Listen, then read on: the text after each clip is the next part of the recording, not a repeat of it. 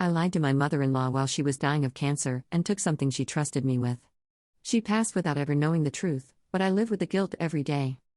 5 months ago, I betrayed the kindest woman I've ever known while she was dying, and now she's gone and I have to live with what I did forever. Margaret trusted me with her wedding ring collection. 60 years of marriage, 7 rings total, each one representing a milestone with my father-in-law who died 2 years earlier. She was on hospice, barely lucid most days, but on her good days she'd hold my hand and talk about how she wanted me to have them for being the daughter she never had. She made me promise to keep them safe for when my own daughter turned 18. But I was drowning. Credit cards maxed out, behind on the mortgage, and David had no idea how bad our finances really were. I'd been hiding statements for months, intercepting calls from collectors.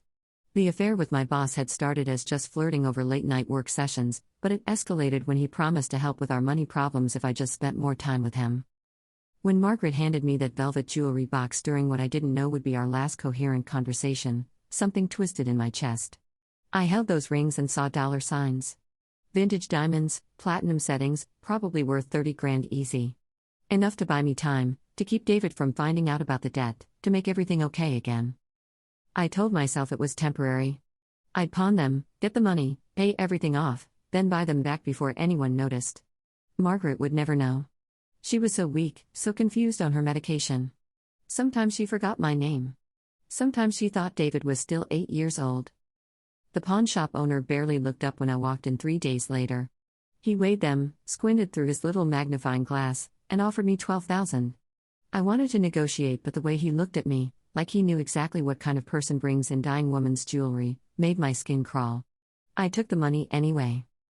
I used $8,000 to pay down the credit cards and gave the rest to my boss like some kind of payment for services rendered. It felt dirty even then, standing in that hotel room counting out 20s while he smiled like he owned me. Because he did. Margaret passed 4 weeks later. David held her hand while she took her last breath, and I stood there knowing I'd stolen from her while she trusted me completely. At the funeral, she was buried with her original engagement ring, the one David had insisted she wear to be with Dad again. I watched them lower her into the ground and wanted to throw myself in after her. 2 weeks after the funeral, David asked about the ring collection. He wanted to put them in our safe deposit box like Mom would have wanted. I panicked and told him Margaret had been confused, that she'd never actually given them to me, that maybe she'd hidden them somewhere or given them to someone else. I watched my husband's face crumble as he tore apart his childhood home looking for his mother's rings. David hasn't spoken to me the same way since. He doesn't know what I did, but he knows something's wrong. He keeps asking why I'm so distant, why I flinch when he mentions his mother.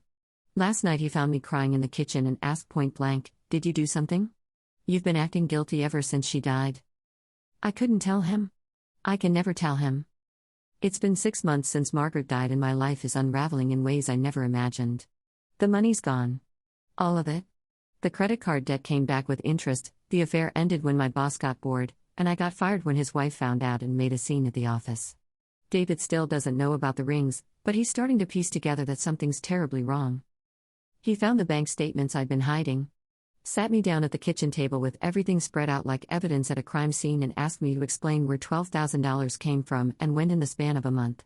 I told him I'd borrowed it from my sister. He called her to thank her. She had no idea what he was talking about.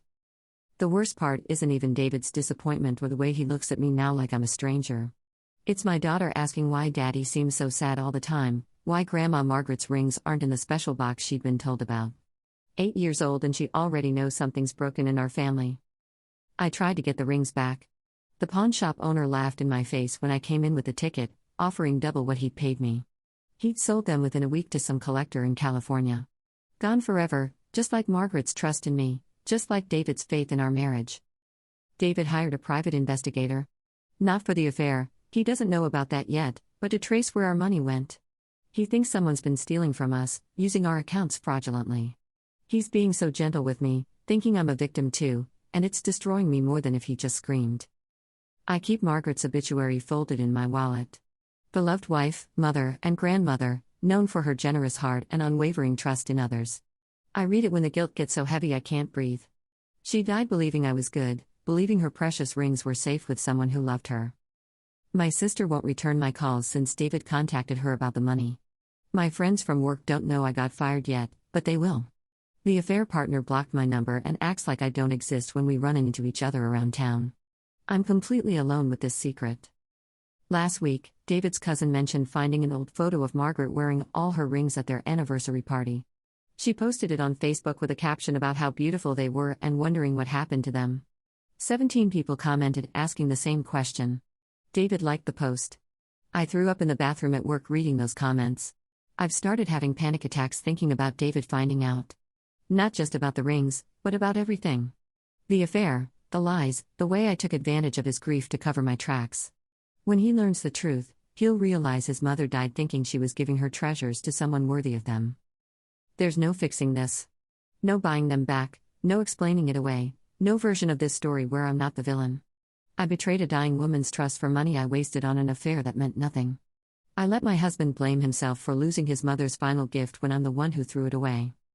I wake up every morning knowing Margaret's last coherent memory of me was her putting those rings in my hands and telling me she loved me like a daughter. She died believing in my goodness while I was already planning to destroy everything she built with 60 years of love. Some mistakes you can apologize for. Some people you can make amends to. But you can't say sorry to the dead, and you can't undo becoming the kind of person who steals from someone who trusted you with their dying breath.